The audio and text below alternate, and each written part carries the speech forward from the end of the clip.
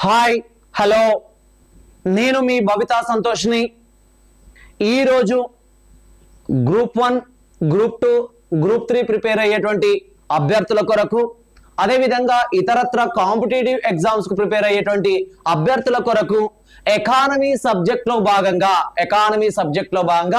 నిరుద్యోగం అనేటువంటి టాపిక్ గురించి మనం మాట్లాడుకుందామండి. ఆ నిరుద్యోగంలో ప్రచ్ఛన్న నిరుద్యోగిత గురించి మనం మాట్లాడుకుందామండి. ఇక్కడ ప్రచ్ఛన్న నిరుద్యోగిత అండి, డిస్గైజ్డ్ అన్ఎంప్లాయ్మెంట్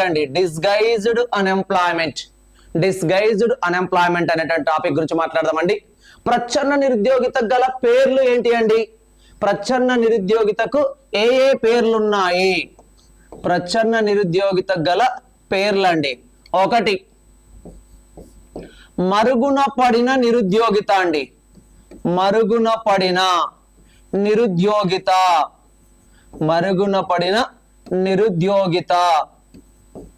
2వది కనబడని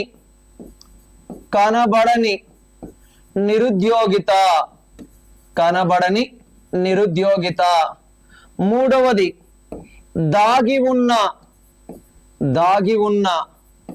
నిరుద్యోగిత. 4వది గుప్త నిరుద్యోగిత. 5 రహస్య నిరుద్యోగిత. 6వది వచ్చేసి ఆగంతుక నిరుద్యోగిత అండి. ఏంటండి? ప్రచ్ఛన్న నిరుద్యోగితకు ఏ పేర్లు ఉన్నాయంటే 1 మరుగున పడిన నిరుద్యోగిత, 2 కనబడని నిరుద్యోగిత, 3 దాగి ఉన్న నిరుద్యోగిత, 4 గుప్త నిరుద్యోగిత, 5 రహస్య నిరుద్యోగిత, 6 ఆగంతుక నిరుద్యోగిత అండి. మరి ఇక్కడ ప్రచ్ఛన్న నిరుద్యోగిత అంటే ఏంటి, దానికి సంబంధించిన డీటెయిల్స్ ఏంటో ఒక్కసారి చూద్దామండి. ఇక్కడ మనం ఒక్కసారి చూసుకున్నట్లయితే ఇక్కడ ప్రచ్ఛన్న నిరుద్యోగితకు సంబంధించి ఒక్కసారి చూసుకుందామండి. దీనిలో భాగంగానే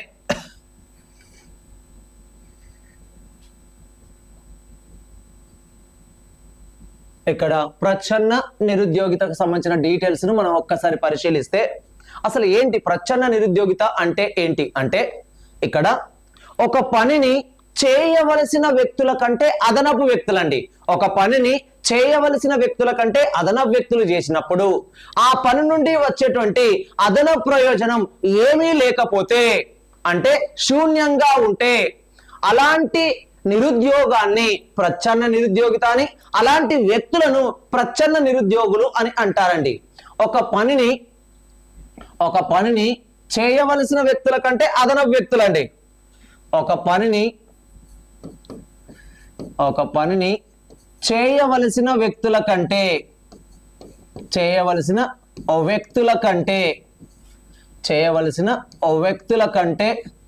అదనపు వ్యక్తులండి, అదనపు వ్యక్తులు ఆ పనిని చేసినట్లయితే ఆ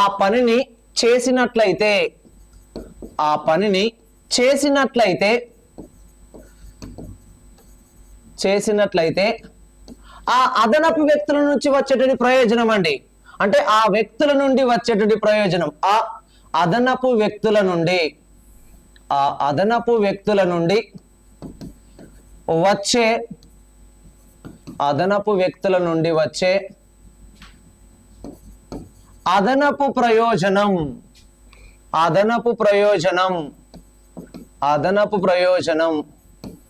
శూన్యంగా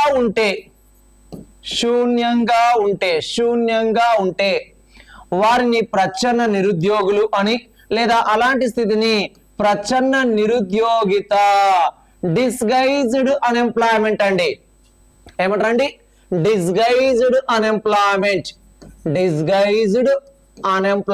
అండి. డిస్గైజ్డ్ అన్ఎంప్లాయ్మెంట్ అనే పేరుతోటి మనం చెప్పుకుంటామండి.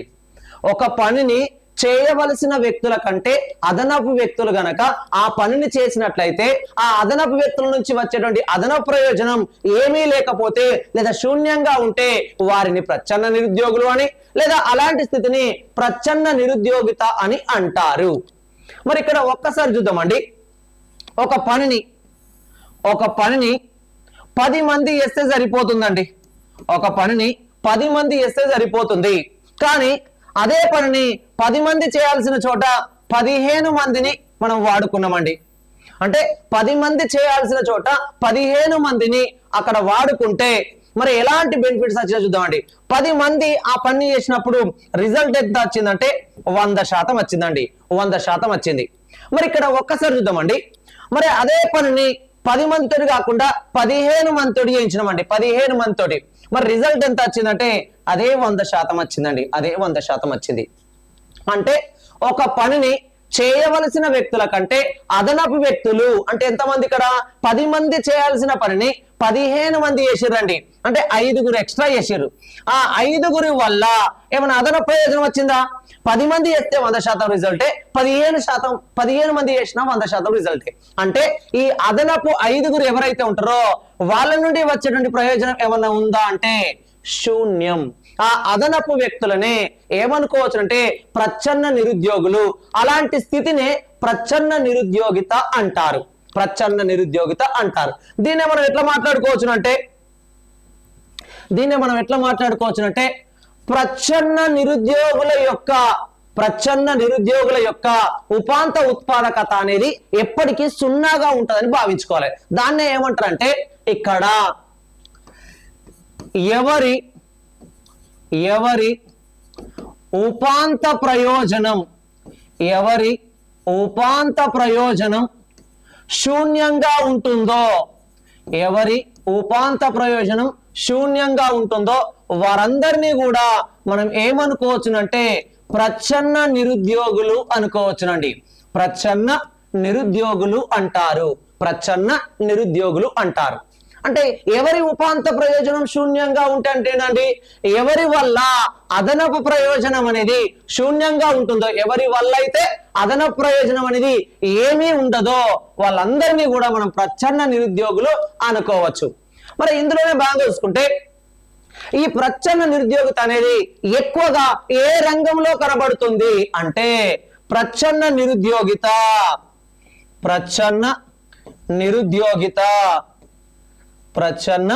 నిరుద్యోగిత అనేది ఏ రంగంలో ఎక్కువ కనబడుతుందంటే ఒకటి వ్యవసాయ రంగంలోనండి. వ్యవసాయ రంగంలో అగ్రికల్చర్ సెక్టార్ అండి. అగ్రికల్చర్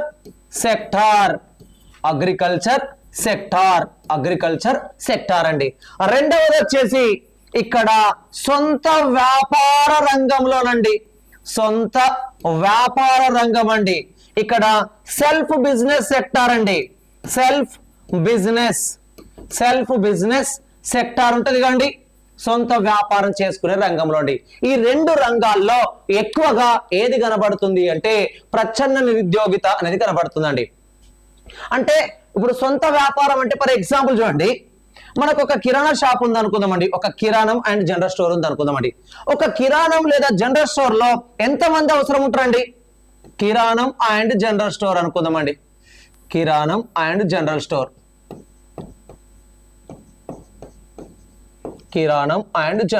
అండి. కిరాణం అండ్ జనరల్ స్టోర్ అండి. మరి ఎంతమంది అవసరం ఉంటారండి? సాధారణంగా అయితే మనం కిరాణం అండ్ జనరల్ స్టోర్ లో చూసుకుంటే సాధారణంగా ఫ్యామిలీలో భర్తతో పాటు భార్య కూడా ఆ షాప్ లో ఉండడం జరుగుతుందండి. కానీ వాస్తవంగా ఒక షాపుకి ఎంతమంది అవసరం అండి? ఒక్కరు సరిపోతారండి. కానీ ఇక్కడ కొన్ని సందర్భాల్లో సార్ ఉన్నటువంటి సందర్భాల్లో అప్పుడప్పుడు మేడం కూడా రావడం జరుగుతుంది కదండి. మరి ఇక్కడ ఒక వ్యక్తి చేయాల్సిన పనిని ఇంకొక వ్యక్తి చేస్తే అదన ప్రయోజనం ఏమన్నా ఉంటుందా అంటే ఏమీ ఉండదండి. ఒక పనిని చేయవలసిన ఒక కిరాణా షాప్ కి సాధారణంగా ఒక వ్యక్తి చాలు. కానీ అదనంగా ఇంకొక వ్యక్తి కూడా అందులో కొంత పని చేస్తే ఏమైనా అదన ప్రయోజనం వస్తుందా అంటే రాదండి. అలాంటి అదనపు ప్రయోజనం రానటువంటి పరిస్థితినే ప్రచ్ఛన్న నిరుద్యోగిత అనడం జరుగుతుంది. మరి ఇదే విషయాన్ని కొంతమంది ఆర్థికవేత్తలు వాళ్ళ ఆలోచనల ప్రకారం చెప్పారండి. ఏమని చెప్పారు అంటే ప్రచ్ఛన్న నిరుద్యోగితలో భాగంగా ఏమన్నారు అంటే ఇక్కడ ఎవరి ఉపాంత ఉత్పాదకత అయితే శూన్యంగా ఉంటుందో వారిని మనం ప్రచ్ఛన్న నిరుద్యోగులు అనుకున్నాం కదా. దాన్ని బేస్ చేసుకుని ఒక మాట అన్నారండి. ప్రచ్ఛన్న నిరుద్యోగుల యొక్క ఉపాంత ఉత్పాదకత ఎల్లప్పటికీ శూన్యం అని వివరించిన ఆర్థికవేత్తలు ఎవరు? ప్రచ్ఛన్న నిరుద్యోగుల యొక్క ఉపాంత ఉత్పాదకత ఎల్లప్పటికీ శూన్యం అని వివరించిన ఆర్థికవేత్తలు ఎవరు అంటే ఒక్కసారి చూద్దామండి. ప్రచ్ఛన్న నిరుద్యోగుల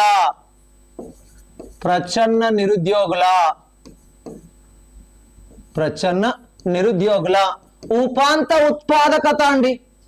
ఉపాంత ఉత్పాదకత ఎల్లప్పటికీ శూన్యం అండి. ఎల్లప్పటికీ శూన్యం అని వివరించిన ఆర్థికవేత్తలు ఎవరు? ఎల్లప్పటికీ శూన్యం అని వివరించిన ఆర్థికవేత్తలు ఎవరు అంటే ఇక్కడ రాగ్నార్ నర్క్స్ అండి. రాగ్నార్ నాక్స్. నెంబర్ 2 ఆర్థర్ లూయిస్ అండి. నెంబర్ 2 ఆర్థర్ లూయిస్ అనేటువంటి ఇద్దరు ఆర్థికవేత్తలండి.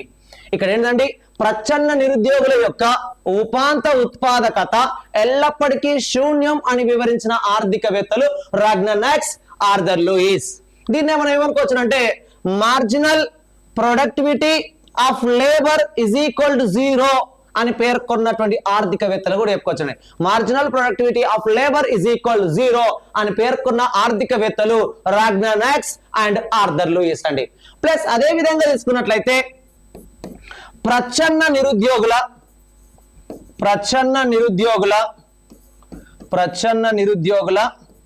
ఉపాంత ఉత్పాదకత అండి. ఉపాంత ఉత్పాదకత ఎల్లప్పటికీ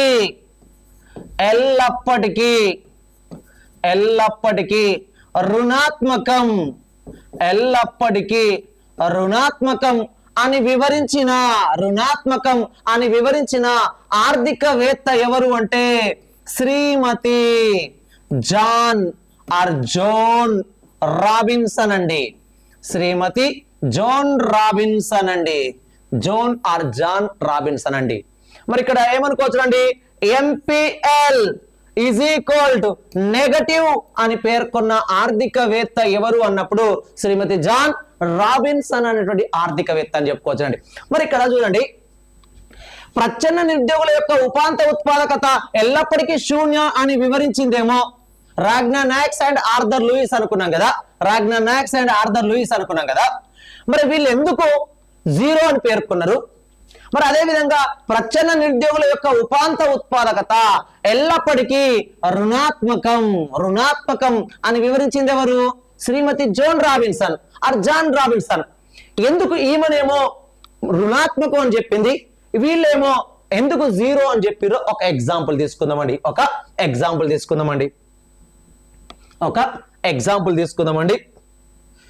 ఇక్కడ మనం ఒక్కసారి చిన్న ఎగ్జాంపుల్ తీసుకుందామండి. ఇక్కడ మామూలుగా ఒక చిన్న అగ్రికల్చర్ ఫ్యామిలీని తీసుకుందామండి. అగ్రికల్చర్ ఫ్యామిలీని తీసుకుందాం. ఇక్కడ ఒక చిన్న కుటుంబం ఉందండి. భార్యాభర్తలు ఇద్దరు ఉన్నారండి. వాళ్ళకు ఒక ఎకరం భూమి ఉందండి. ఆ ఎకరంలో వరి పంట వేశారనుకుందాం. మరి ఇద్దరు కలిసి వరి పంటను సాగేస్తారండి. అందులో భాగంగానే ఎంత వచ్చినాయంటే ఆ ఎకరంలో గరిష్టంగా ఒక 40 బస్తాల పంట వచ్చినాయి అనుకుందామండి. గరిష్టంగా ఒక 40 బస్తాల పంట రావడం జరిగిందండి. ఇద్దరు కష్టపడితే ఒక ఎకరంలో హైయెస్ట్ గా 40 బస్తాల పంట వచ్చిందండి. మరి తర్వాత ఇక్కడ ఒక్కసారి చూసుకుంటే అదే ఫ్యామిలీలో భూమి వచ్చేసి ఎకరం ఉందండి. తరువాత వీళ్ళకి ఒక ఇద్దరు అబ్బాయిలు ఉన్నారండి. వచ్చిరండి. మరి ఇక్కడ మొత్తం ఇప్పుడు ఇంతకు ముందేమో ఇద్దరు ఉండేది, ఇప్పుడేమో ఇంకొక ఇద్దరు అబ్బాయిలు వచ్చారు. కాబట్టి ఆ ఫ్యామిలీ యొక్క సంఖ్య అనేది ఎంతకు పెరిగిందండి? 2 + 2 4కి పెరిగిందండి. మరి వీళ్ళు జనాభా పెరిగిందని ఆ కుటుంబంలో, కానీ భూమి పెరిగిందా అంటే అదే ఎకరం భూమి ఉందండి. మరి ఇక్కడ కొద్ది రోజుల తర్వాత ఈ అబ్బాయిలు వాళ్ళు కూడా ఎక్కడికి వెళ్ళారంటే అదే పొలానికి వెళ్ళిరండి. వాళ్ళు కూడా అక్కడే పనిచేసారండి. మరి ఎంత పంట పండిందంటే అదే 40 బస్తాల పంట వచ్చిందండి. ఒక పనిని చేయవలసిన వ్యక్తుల కంటే అదనపు వ్యక్తులు గనక ఆ పనిని చేసినట్లయితే అదనపు ప్రయోజనం ఏమైనా వచ్చిందా? మొదట ఇద్దరు చేసినప్పుడు 40 బస్తాలే, అదే విధంగా ఆ తర్వాత ఇంకో ఇద్దరు చేసినా కూడా అదే 40 బస్తాలు. అంటే ఒక పనిని చేయవలసిన వ్యక్తుల కంటే అదనపు వ్యక్తులు చేసినప్పుడు ఆ పని నుండి వచ్చేటువంటి అదనపు ప్రయోజనం ఏమైనా పెరిగిందంటే ఏమీ పెరగలేదు. అలాంటప్పుడు దాన్ని ఏమనుకోవచ్చు అంటే శూన్యం అనుకోవచ్చును. ఒక పనిని చేయవలసిన వ్యక్తుల కంటే అదనపు వ్యక్తులు చేసినప్పుడు అదనపు ప్రయోజనం గనక ఉంటే వాళ్ళ నిరుద్యోగులు అనరు, కానీ అదనపు ప్రయోజనం ఏమీ లేనప్పుడు వాళ్ళ నిరుద్యోగులు అంటారు. అలాంటి నిరుద్యోగిత ఏది అంటే ప్రచ్ఛన్న నిరుద్యోగిత. అంటే ఎవరి ఉపాంత ప్రయోజనం అయితే శూన్యంగా ఉంటుందో వాళ్ళను ప్రచ్ఛన్న నిరుద్యోగులు అంటారు.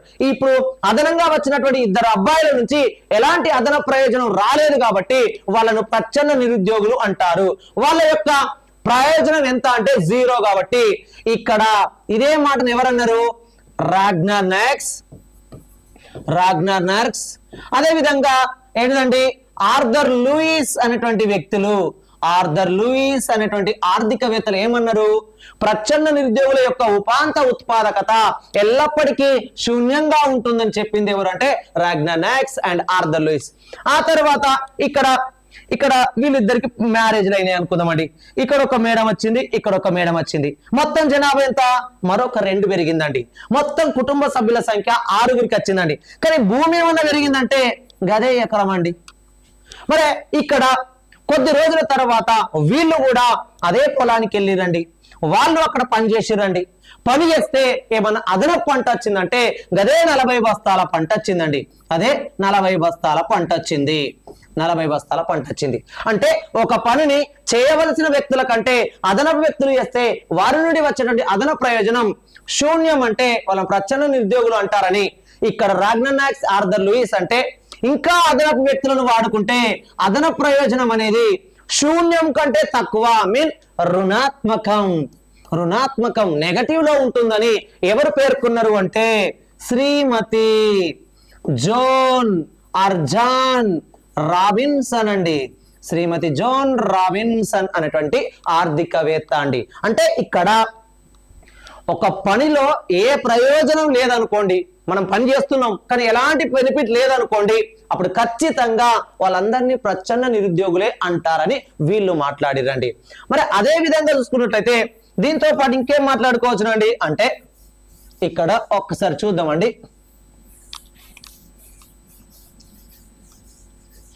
దీంతో పాటు మనం ఏం మాట్లాడుకోవచ్చునంటే మరి భారత్లో ప్రచ్ఛన్న నిరుద్యోగిత గురించి మొదట అంచనా వేసిన ఆర్థికవేత్తలు ఎవరు? ఇక్కడ భారత్లో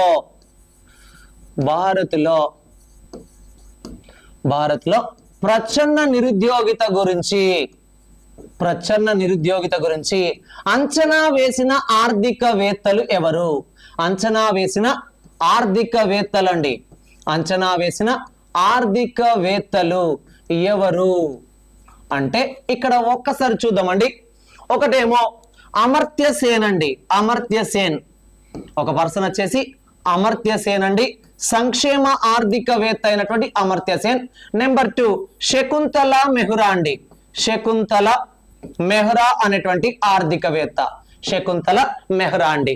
ఇద్దరు ఆర్థికవేత్తలు భారతదేశంలో ప్రచ్ఛన్న నిరుద్యోగిత గురించి మొదట అంచనా వేయడం జరిగిందండి. మరి అదే విధంగా ప్రచ్ఛన్న నిరుద్యోగులను నిజ పొదుపుగా వాడాలని సూచించిన ఆర్థికవేత్తలు ఎవరు? ప్రచ్ఛన్న నిరుద్యోగులనండి. ప్రచ్ఛన్న